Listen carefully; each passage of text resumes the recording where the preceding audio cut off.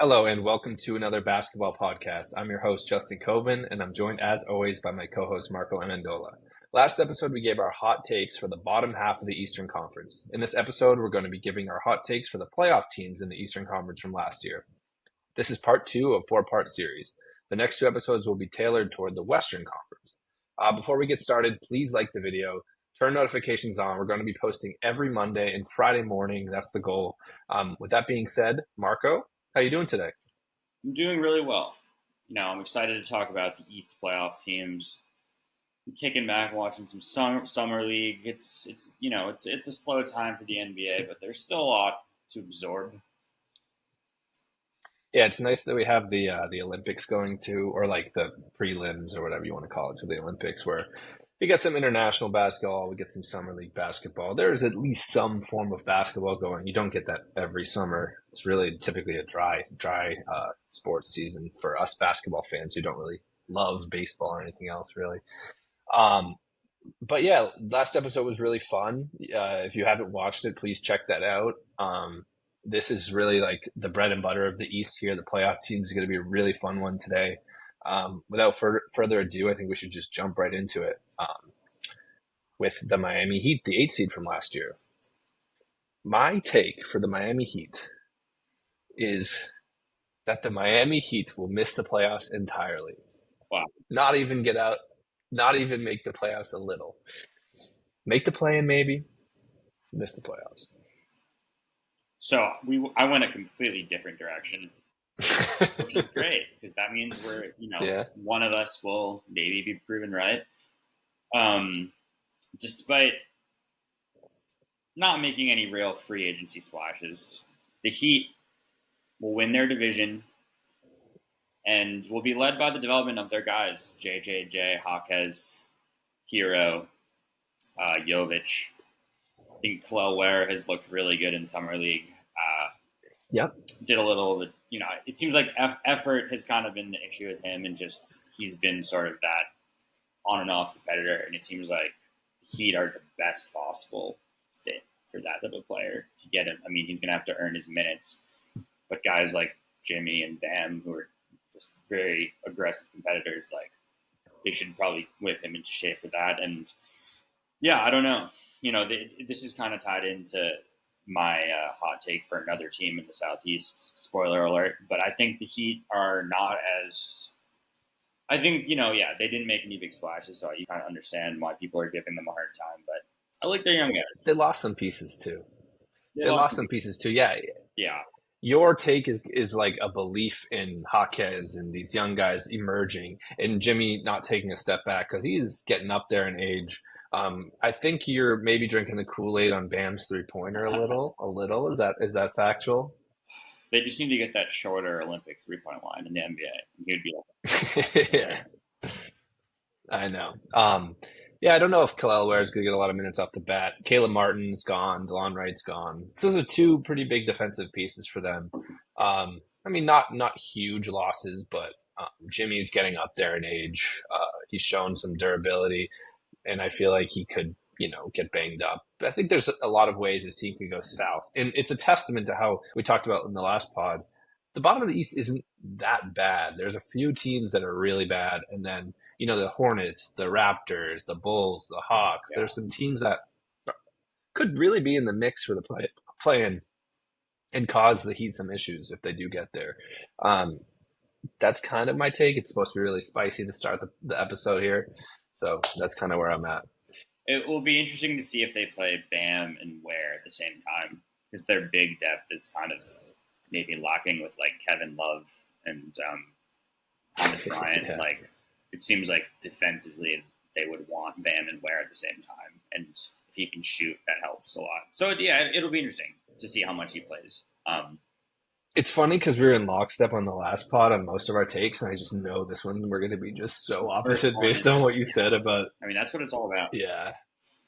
Do you want to give me your Sixers one? Yeah. So the Sixers last year were the 7 seed.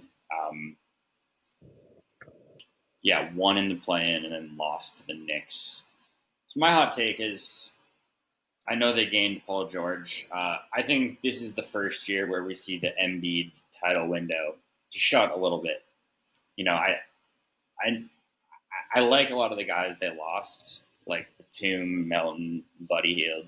Um, I like them all as role players. Obviously, they lost Tobias, who kind of disappeared for them towards the end of last year, but he's still a real player. And yeah, they gained Paul George.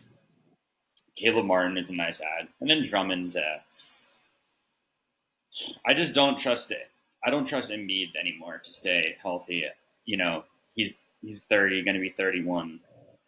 Paul George is 34. I don't know. There's just something about this team. I feel like they're not going to win a ring, and everyone's kind of attracted to the Paul George move. Maxey made a big jump. So on paper, they have kind of three potential all-stars, including one superstar. But I don't know. I feel like Embiid's going to play like 40, 50 games. Paul George, yeah, what is he really at this point in his career? You know, Maxey, can he take it a step further? I don't know. And I feel like they're not going to be a well-oiled machine. You know, if you look at other teams in the East, they're more together and a lot of new pieces on this team. So I don't know. So what did you say was your take exactly? Remind me. It's kind of a lame. I said it just the Embiid window shuts, and it's like their ceiling is like 5 seed, and they're not. Yeah, they're not going to be like the top tier. Yeah, mine kind of goes hand in hand with yours. I think we're in a little bit of lockstep on this one, unlike the Heat one. So I have Kelly Oubre Jr. will not be included in the 76ers playoff rotation, period. And that is because of the fact that he's had a negative net rating every single season he's ever played in the NBA. I don't believe in the three-point shot. It's been bad consistently. He's a chucker, not a good defender. They brought in Eric Gordon. I like what I've seen from Ricky Council in the summer league. They're guys that can step up, step into that 2 role next to Paul George, next to Maxey. And I just don't believe in the talent there. They have enough guys there that they'll be okay in the shooting guard position. I just don't really believe in Oubre. I mean, bringing him back is fine. But people think he's just like the starter, gonna be the starter. I think if they wisen up and realize Eric Gordon's better, Ricky Council could even be better. That's my take. I'm kind of low on the Sixers too. The more I think about it, the more I think a lot can go wrong for them. I don't love their depth. Just looking at their guys like Covington, Drummond, Eric Gordon, okay, Yeah. Kyle Lowry, Caleb Martin, KJ Martin. Like, is that if those are their like 4th to 9th best players, is that nearly enough to compete with like the Celtics or the Knicks? You know, and that's assuming Paul George and Embiid are healthy, and you know they're probably the 2 notorious worst playoff performers. So like, what is their real strength? I don't know. Yeah, I think Yeah, a lot of injury prone guys. Paul George has had his injury issues, and Embiid has too. Maxey's pretty durable, but they need a lot to go right to win the title. The East is really freaking good. We'll get to more of the top of the East later. But yeah, I'm with you. 4 seed, 5 seed, 6 seed. I could see 3 seed, but I'm with you. Maybe the 5 seems about right for them at the moment. And then we could do the Pacers. It kind of goes hand in hand with what I was just saying. I think the Pacers, seeing how much the East has improved this season, you know, a lot of teams have added pieces, new coaches brought in, things like that. The Pacers will have to make a win now move. They'll be struggling a bit, kind of teetering in like the 6-7. We'll make a win now move using either Benedict Mathurin and or Jarris Walker before the All-Star break. mine's Tyrese Halliburton will be top 5 in MVP voting for next year. And Nice. That's banking on the fact that they can improve. They were the 6th seed last year, drew an injured Bucks team first round, then drew an injured Knicks team. So maybe a gimmicky run to the East Finals. But I think Halliburton, he's already a star. I think he still has room for improvement. He has another level. Yeah, they're a homegrown team. They believe in their development. Jarris Walker will play more. You know, guys like Ben Shepherd maybe will be more refined. We saw Nembhard kind of have a mini breakout in the playoffs, so I like their team a lot, and I think they've been through this long playoff run now. Like that really brings team together, and they've accomplished more than like the Magic or the Cavs. So I think that will help. And then for Halliburton, like maybe Luka is gassed and he takes a step back next year. Like I think the MVP conversation, you have like Jokic, Shea, guys you would assume would be out there. But Embiid wasn't in the mix last year because he didn't play enough games. Like I think there'll be an opening, and if the Pacers are like a top 3 or 4 seed, he'll get some love. Yeah, it just depends on how good the Pacers are. I think depends on which team in the East is really kind of pushing to that top tier. Um, in my belief in the Pacers, I guess is a little bit lower than yours. I wanted to say something about Nemhard taking a step forward too, but just the usage that Halliburton and Siakam have, I think it's hard for me to see Nemhard really taking that next leap to stardom. Yeah, I was trying to find a way to get him, but he really broke out without Hallie in the playoffs. So yeah. I don't know. And then sweet TJ McConnell's got to get his minutes too. So I know. uh, Yeah, it's tough. They have so many guys. That's why I don't think Nemhard and sorry, not Nemhard. That's why I don't think like Matherin and Jarris Walker really even have that much of a place on the team. Matherin's kind of a spark scorer, yeah, but do they really need that? Um, like I think another team could value that more. Maybe they could go out and get a low level star, like maybe Zach Levine or something, yeah, if they can make the money work. Like we were just talking about in the last pod. yeah. They have a lot of guys. Nesmith, um, Yeah, Obi Toppin played well. So they have a lot of salary filler. We did the mock trade episode, and we saw McDermott's like 20 million, so they can go out and get a star. They're one of the few teams that can. So that's why my take is my take. and you got to respect that they locked up Siakam long term. Like it's nice that Yeah. that's a real destination. Like they're built to win, which is cool. They always do well. Up next, the 5 seed was the Orlando Magic, and I know that you're a Magic guy. I'm a Magic guy. Everybody likes the Orlando Magic. I just don't think they've improved as much as everyone is saying. And they got KCP. Everyone loves that move. Gives you a vet with a lot of playoff experience. He gives you shooting. He gives you defense. Um, he's the ideal guy to have to fill out your starting lineup. But they still.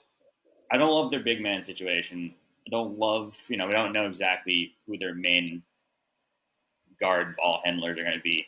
Like I think a lot of people, either realizing it or not, are banking on Anthony Black and Jett Howard to be real players. And I think now, the Magic have a little bit of a target on their backs. I think last year they were like a likable, young, new team that is going to no pressure, and they got almost 50 wins. And now they're kind of a real team, and people I think that's a real thing. Like everyone goes as hard as they can against the Celtics. Like I think there is that level of all right, we're going to beat the Magic tonight. So I don't know. I don't know if they can. I don't know if they're like a 50+ win team. I don't know how much further they take the leap right now. And I like that they locked up Paolo and Franz, but yeah, Hmm. I don't know. I feel like everyone's grading them as the huge winner of the offseason, and I just don't think one player is enough for that. Yeah, I have my craziest take of the whole, and it's so I counterintuitive to know. what you just said. It's funny. I was like, should I put them as a top 3 seed in the East? I was like, that's not hot enough. Should I put them as a top 2 seed in the East? And I was like, that's not hot enough. So the Magic are going to finish as the number 1 seed in the East this season. And there's a couple reasons. I think they have a Thunder-esque story. Like as last year, you saw the Thunder have these young guys that finally came together for them. Not this past season, season before. They finally came together for them. They made a playoff run. And the Magic, I kind of see it in the same light. They have Paolo, they have Franz, as the Thunder have. Uh, they have Shea and they have Jalen Williams. I think Paolo's going to take a step forward. You get shooting around their 2 wings with KCP over a 40% 3-point shooter. Suggs has improved so much. If you watch the Magic at all, if you're a basketball fan, they play so hard. Mo Wagner off the bench plays so hard. I think they still have Gary Harris there off the bench. You don't need to rely on guys like like you said, Jet Howard, Anthony Black. Um, it goes a little bit into my take on the Celtics, which we'll get to later. I just think they played so hard last year. They were fighting for a chip. Like they felt like they had a chip on their back. They had the pieces all together. They're going to start with Porzingis injured. Mm. I think the East is kind of open at the top. I think obviously the Celtics are definitely the better team. They'll beat them in the playoffs. I'm not worried about the Celtics. I still think the Celtics will probably win the championship. But as the regular season stands, I'll give the Magic the 1 seed for fun. And you look at some of the other top teams in the East that have more newer pieces, like the Magic will have that chemistry. They will have that kind of, yeah. So that you see sometimes in the regular season teams like that are just consistent enough to have a better record, and then the more talented teams like do better in the playoffs. So that's believable. That's a great one. Yeah. We went very. It's bold. I had to go bold. I was like, I could do the 3 seed, I could do the 2 seed, but I'm a Magic fan at heart. You got to go all in. So that's my take. And then I have a fun one for the Cavs too. So I can just jump in with that. It's kind of on brand with my Magic fandom. I just like good basketball. And so I'm going to say Kenny Atkinson will lead the Cavs to a +5 win improvement over last year. They had a pretty good season. I worked for the Nets in the past, and I saw Kenny Atkinson in action coaching the Nets, and I saw D'Angelo Russell have his best season. Spencer Dinwiddie played above his head. He really brought a lot out of the young guys. I think that'll be the same for guys like Darius Garland and Evan Mobley. I remember I was sitting courtside before a game watching Jared Allen, who's on the Cavs with Kenny Atkinson now, which is funny, shooting threes. And I was like, man, he's trying to get Jared Allen to shoot threes. Never really amounted. I'm not saying he's going to make Jared Allen shoot threes, but I think Evan Mobley is going to shoot more threes for the Cavs this season and have a really big season. So I really think the Cavs will be better. They were very injury riddled last season. It's the same roster, still a really good team. I'm a believer in the Cavs. I think you take the over and the over under there. Not the hottest take in the world, but I think 5 wins is super realistic, and I like Kenny Atkinson a lot. Yeah, I was originally going to go with my hot take being Evan Mobley is going to be an all-star, and he'll kind of slot into being the number 2 star at Cleveland and kind of like stand out. But I went a different direction that's maybe more obscure. Craig Porter Jr. is going to become the bona fide 6th man backup point guard. I just think he's a winning player, and I think, he was undrafted last year and played kind of a lot. Played 51 games, started a little bit. Reminds me of T.J. McConnell, just stat wise and like just how they play, just like mid-range scorer, good rebounder, good passer, does a little bit of everything. Like, I don't know. He's just one of those guys that as a intense dynasty fantasy basketball player, like his stat lines always popped out. It got me interested in him. And I think he'll be better for them than Karis LeVert. Guys like, I don't know. I mean, I don't know who starts. Maybe Max Strus gets the bulk of the starts with like Mitchell, Garland, Allen, and Mobley. But I don't know. I think off the bench, I think Craig Porter Jr. is a guy. He's going to become a household name for like. That's a hot take, but that's a really hot. I think both of ours are. Well, mine's not so hot. 5 extra wins, but I mean they had 48 wins last year. Their over under is set below their win total last year, so it's a little spicy. Craig Porter Jr. had his moments in fantasy. Remember, we were both. We saw him in our dynasty league, and he was kind of popping off. So it's not that crazy. How many undrafted guys that are like undersized guards play that many games for like a top 4 seed? Not that he was actually good and like should get more minutes. Also, it's funny you mentioned Karis LeVert. Kenny Atkinson also coached Karis LeVert in that same season with the Nets too. So reunited with his own old guys, which is cool to see. I like seeing stuff like that. I'm a Kenny Atkinson fan. Yeah, I feel like he's always been like assistant with the Warriors, right? He was kind of in the mix for like a lot of jobs, and he's just stayed with the Warriors, which I respect. Do you want to do your Bucks one? Yeah. This one might hurt you a little bit, so I'm sorry in advance. I think they're going to take the biggest step back of any playoff team in the East in terms of standing positioning. So they were the 3 seed. I think they're going to go down more seeds than any other team that we've talked about. Um,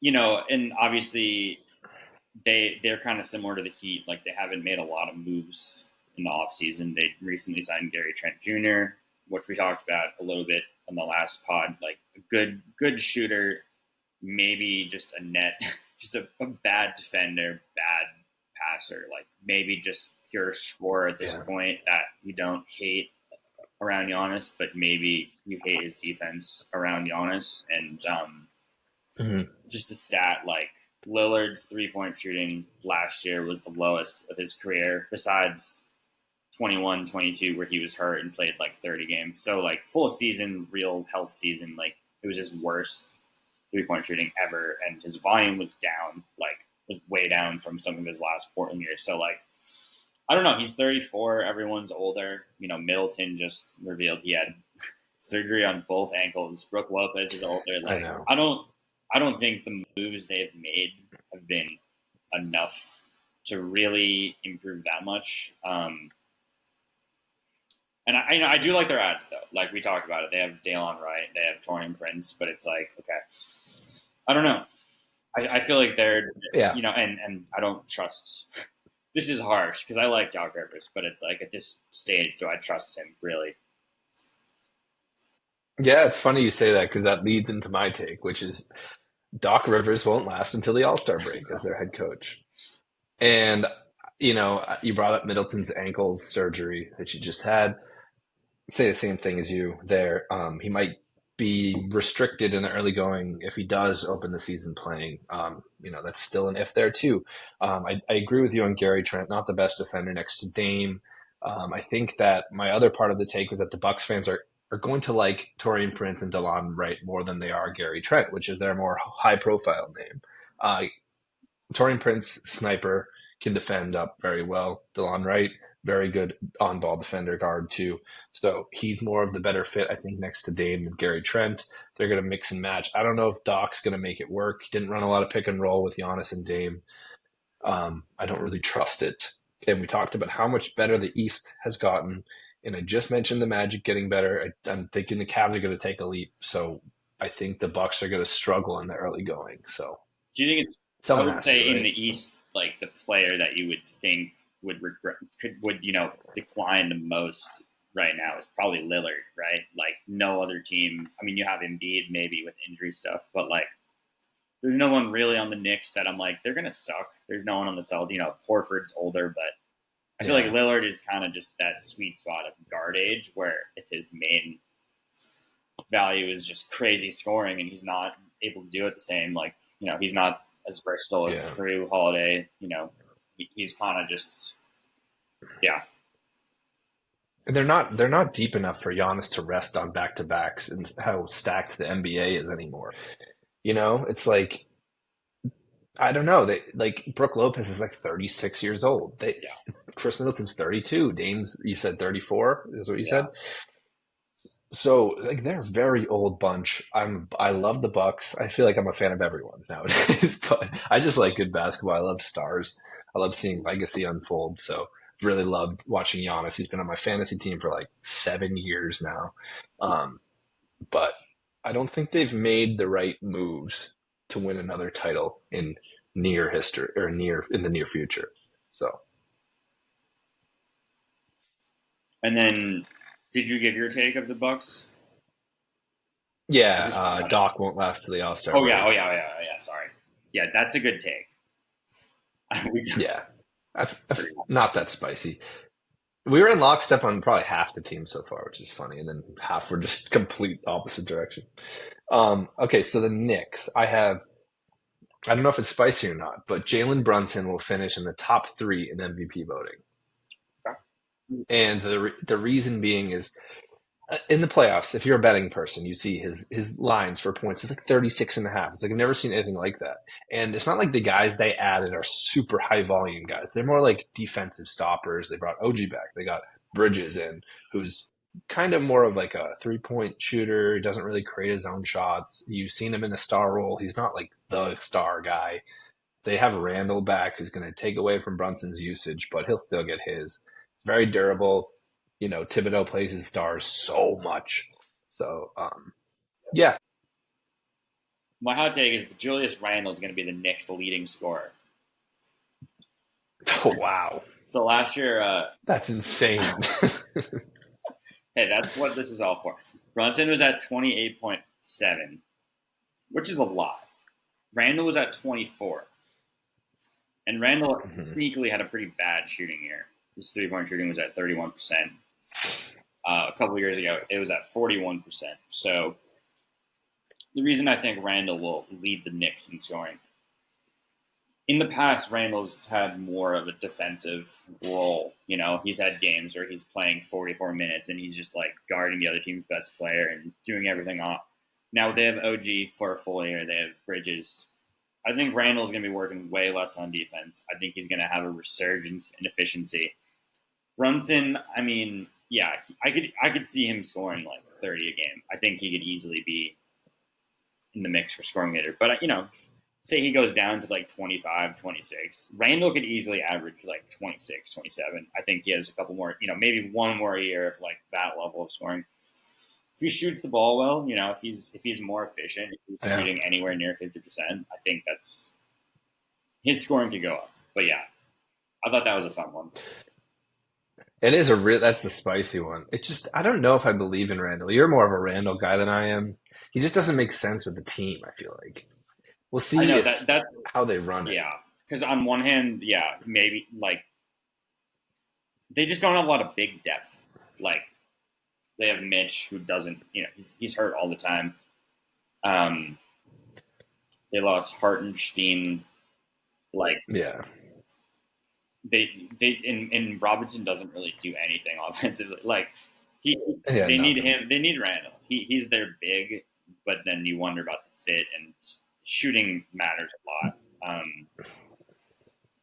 I don't know. Yeah, I'm a big guy. I think he's someone who's evolved his game and improved over the years. Like he's kind of reinvented himself, and I respect that. And I feel like he's like his career could have easily gone a very different way, where he wasn't this guy averaging 6 assists and like totally. So I feel like he adapted his game, and he'll continue to like. I think he's a good fit. He's a good Tibbs guy.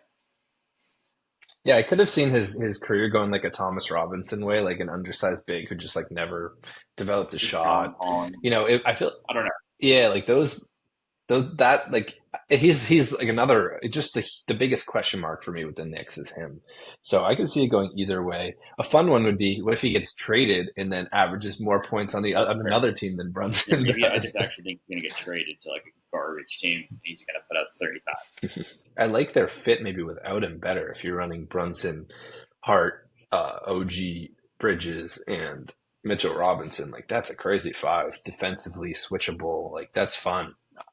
I don't know. We'll see which way they go. I think it's really up in the air. Did we determine their backup center is Jericho Sims?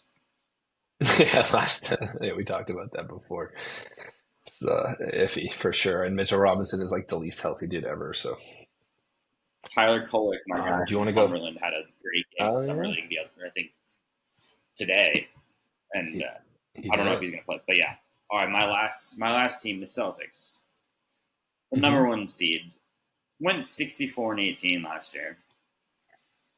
So it's part of me wanted to reel it in and do kind of like a negative one, being like, oh, they're going to not be the 1 seed, or oh, they're going to be kind of having a hangover. So I went positive. I think they're going to keep their momentum going.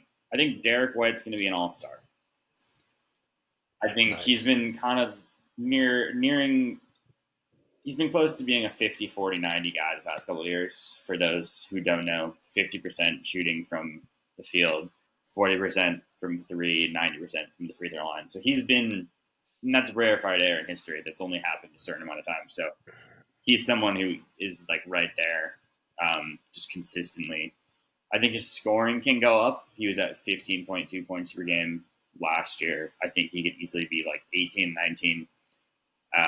Get the assists up a little bit. I think the Celtics, they're going to be on pace to be around a 60-win team, and they'll get the respect in the All-Star voting to get 3 guys. and we know Porzingis is going to be out. So I just think Drew's production will be better than Drew. I mean, sorry, Derek's production will be better than Drew, and like we know Drew's real world impact is going to be more than his stats. But I think Derek White, I think his popularity is rising, and you're going to see him being a guy with an Olympic gold medal, an All-Star appearance, and hopefully like 4 rings. I think he's going to be a top whatever 15 guy in the East. Yeah. Yeah, I really like Derek White. It's a good take because of the Porzingis injury, especially. A good tool. I just want to let the fans know is rotogrinders.com/court IQ. If you're ever betting and you're trying to find out how a player does when another player is off the floor, the highest usage bump on the Celtics, what I noticed over the course of the season when Porzingis was out, was Derek White, like you said. So I feel like that's a good take on your end. My take is definitely different. I already kind of said it, right? I said the Magic were going to finish as the 1 seed, and you just said you're not going to go with the obvious one, which is the Celtics won't finish as the 1 seed. But I feel like I have to based on my other takes. We talked about the Porzingis injury. The Knicks have a lot more depth now. The East, the Sixers are rising. The Magic look really good. Cavs running a new head coach. The East is so much better. Celtics really were just blowing out teams left and right all season long. They took all these regular season games so seriously, and they were just mopping teams. Like they beat the Bucks by like 40 at one point. Like they really wanted to win the most games in the league by far, and they never stopped. This season, it might be a little different. Maybe a title hangover slightly. I'm a Celtics fan. I don't really know if I even believe my own words, but it's a universe that is, in theory, possible. They're the betting favorite. I'm just going to go against the popular opinion there. Yeah, and it seems like they have people and coaches and players that like their goal is, everyone knows the goal is to win multiple rings. It's like it's different than teams in the past where it was like the Lakers going all in, the Raptors going all in, Bucks, maybe having other chances. But like I feel like they're not gonna. I could definitely see them not being the 1 seed, but I don't know.